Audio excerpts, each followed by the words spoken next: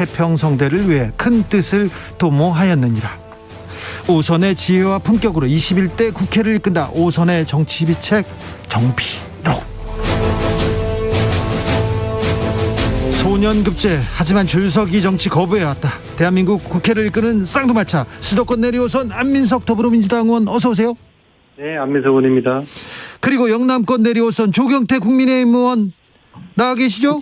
네, 안녕하세요. 저 조경태 의원입니다. 자, 존경하는 의원님들 신상 발언으로 시작하겠습니다. 안민석 의원님. 네, 이준석 대표가 택시를 네, 택시 알바를 하겠다고 했죠. 네, 제대로 해보시겠다고. 네. 아마 택시 교육을 받는 모양이에요. 근데 이제 사실 제가 16년째 택시를 몰고 있으면서 16년째 택시 운전사죠. 네, 네. 이준석 대표보다는 택시기사 선배지 않습니까? 네. 제가 좀 몇 가지 충고를 드리려고 하는데요. 네. 첫째는 택시 모시면서 앞으로 사진 찍기용 택시 모는 것은 쇼로 비치기 때문에 그러지 마시라는 말씀드리고요. 네. 두 번째로는 가능한 한 언론에 내지 마시고 지난번 따르릉 이준석처럼 그렇게 인위적이고 자의적인 그런 연출을 하지 마시고 진정성 있게 시민들과 만나고 소통하시고 또 택시업계와 택시기사들의 애로를 체험하셔서, 세 번째로는 체험에 그치지 말고 택시업계와 택시계의 택시의 제도적인 그런 문제를 해결할 수 있도록 국회에 함께 해주시기 바라고요. 조경태 의원님. 네, 마치면은 제가 잘 또 여러 가지 말씀을 또 충고로 드리도록 하겠습니다. 네. 네, 우리나라 코로나 백신 접종률이 OECD 37개 나라 중에서 2차 접종까지 치면은 36이거든요. 그래서 이 완전 접종이 율이 굉장히 떨어져 있습니다. 네.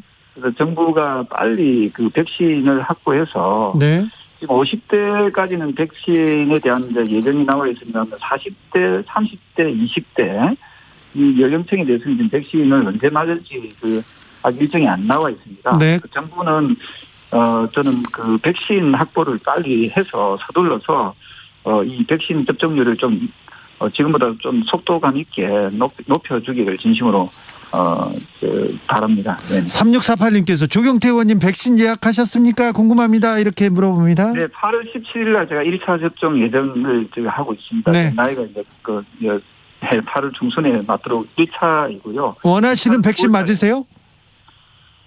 그거는 이제 국가가 정해주는 백신대로 그렇죠. 되어 있기 때문에 네, 그렇죠. 50대는 모더나하고 화이자를 맞도록 되어 있고요. 네.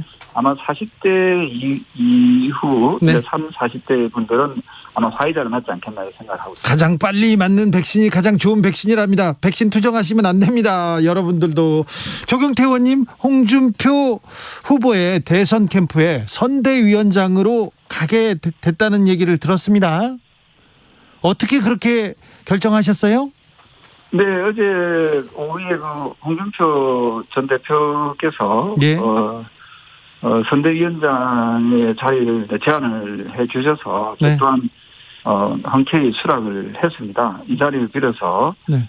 저에게 위원장직을 제안해 주신 홍준표 의원님께 감사하다는 말씀 드리고요. 네. 홍준표 의원님과 함께 힘을 모아서 공정하고 깨끗한 대선 경선을 치름으로써 내년에 반드시 정권을 교체할 수 있도록 하는데 미랄이 되고자 합니다. 조경태 의원님, 왜 홍준표입니까? 지금 나와 있는 여야 후보들 가운데서 우리 준일호 기자님도 다 보셨겠지만은 특히 우리 야당 후보들 가운데서 정책 공약이 가장 돋보이는 분이다 이렇게 네. 보고 있고요. 예. 예, 그래서 우리 비정상적인 국가를 좀 정상적인 국가로 만들어낼 수 있는 후보 중에 가장 적합한 후보가 홍준표 후보가 아닌가라는 생각을 하게 되었습니다. 안민석 의원님 어떻게 보셨어요? 예, 축하드리고요. 축하할 일인가요? 그러면은 스포해야 됩니까? 네, 알겠습니다. 그렇게 이야기는 해야죠. 예, 알겠습니다. 네. 이런 거 가지고 시비를. 네, 알겠습니다. 근데 지금 홍 의원은 네. 막말 요것만 조심하면은 예.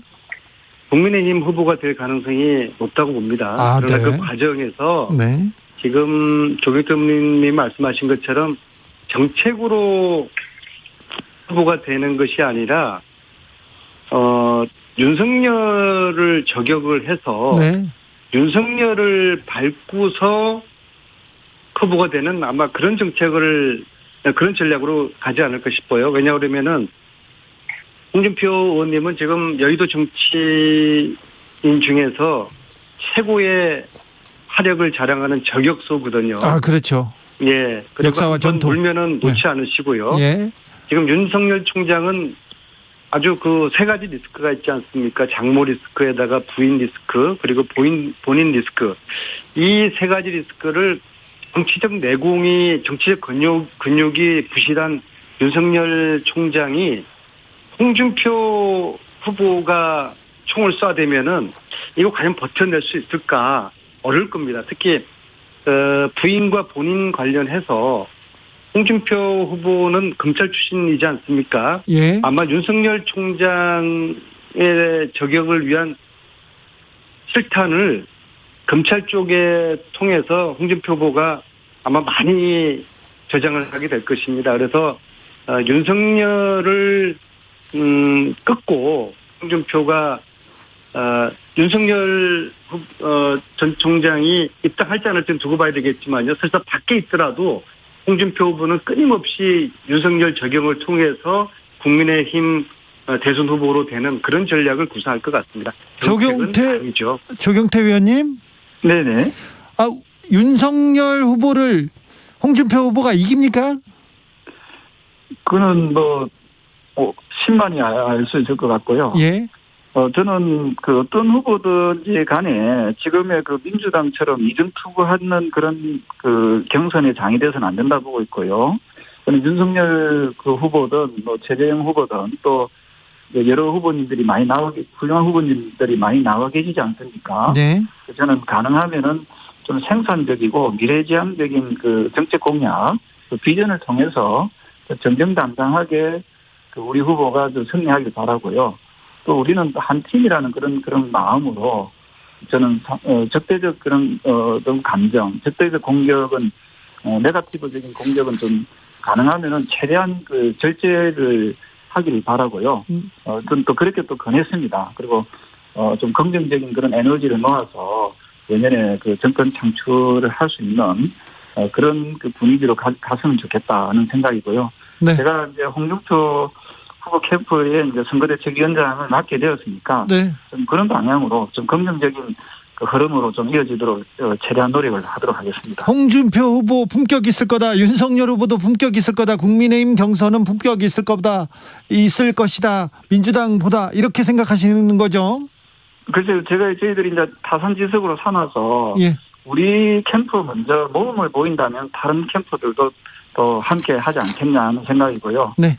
특히 조금 전에 우리 안민석 의원님께서 지적해 주신 그런 부분들을 무겁게 받아들이면서 우리부터 좀 더 모범적으로 정책 공약을 통해서 좀 좋은 비전들을 좀 통해서 국민들에게 다가설 수 있는 그런 그 캠프가 될 수 있도록 최대한 노력을 하겠습니다. 양양님께서 좌파는 막말이라 하지만 틀린 말 없는 홍준표 이렇게 응원 메시지 보내셨습니다.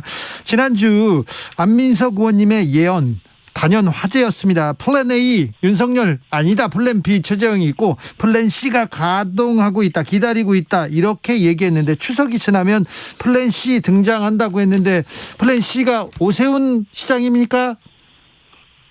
지금 우리가 지금 현재로 1차 컷오프가 있고 또 2차가 11월 달에 이제 발표가 나게 돼 있거든요. 네. 그래서 이거는 현실적으로 좀 가능하지 않는 그런 좋은 아이디어이긴 한데 네. 지금 이제 8월까지 해서 이제 9월 달에 1차 컷오프가 있습니다. 그래서 이제 아마도 조금 있으면 본격적으로 대선 레이스에 접어든다라고 보시면 되고요. 그러면 오세훈 시장은 안 된다는 게 지금 네. 플랜 C는 존재하기가 좀 어렵다 이렇게 보시면 되겠습니다. 안민석 의원님. 예, 지금 말씀하신 조경태 의원님은 좀 정치적인 상상력을 좀 더 발휘를 해 보셔야 될 것 같아요. 오선 의원인데. 자, 만약에 예? 자, 윤석열 전 총장이 버티지 못하고 예. 낙마를 하거나 또 제3지대에 있던 국민의힘에 들어가든지 간에 윤석열의 인기가 사그라들거나 네. 또 내지는 홍준표가 국힘 후보가 되었는데 지지도가 20% 이하이거나 자, 그렇게 됐을 경우에 대선 해보나 마나인데 이런 대선을 과연 보수 측에서 국민의힘에서 그대로 가겠습니까? 아닐 거라고 봅니다. 그런데 제3지대 후보들이 있어요. 예. 제3지대의 후보들을 또 모으겠죠. 그래서 제3지대 후보하고 국힘 후보하고 결승 리그를 이제 하게 될 것입니다. 이 속에서 이제 플랜 C가 작동이 될 것인데요. 예. 플랜 C의 제3지대 후보들에 과연 어떤 사람들을 담아낼 것인가. 그것은 구체적으로 이름을 거명할 단계는 아니고요. 아마 추석 지나면서 플랜 C의 윤곽이 보일 거라고 생각됩니다. 네. 오세훈 시장은 대권으로, 이준석 대표는 서울시장으로 이런 얘기가 나돌고 있는데 이게 또 플랜 C와 이렇게 연동되는 건가 이렇게 궁금하시는 분들이 많아서 물어본 겁니다. 아마 조금 더 지켜보면은 지금 말씀하신 내용들이 옳을 수도 있고 또 틀릴 수도 있는데 네. 지금 현재로서는 아마 8월 지나고 나면은 그 국민의힘 후보들 지금 나와 있는 11분의 후보들 조금 더 늘어날 수도 있습니다만 그 후보들이 이제 본격적인 경선 레이스에 들어가신다 보면 되겠습니다. 8.10 왜 여러 가지 그 가변성이 있냐고 그러면요. 예. 저희 그 여당의 대선 레이스는 불확실성이 없습니다. 지금 현재 6분 중에서 한 분이 후보로 결정되는 것 말고는 다른 변수가 있을 수가 없는 거 아니겠습니까? 반면에 야당의 대선 레이스는 여러 가지 불확실성 요소를 가지고 있어요.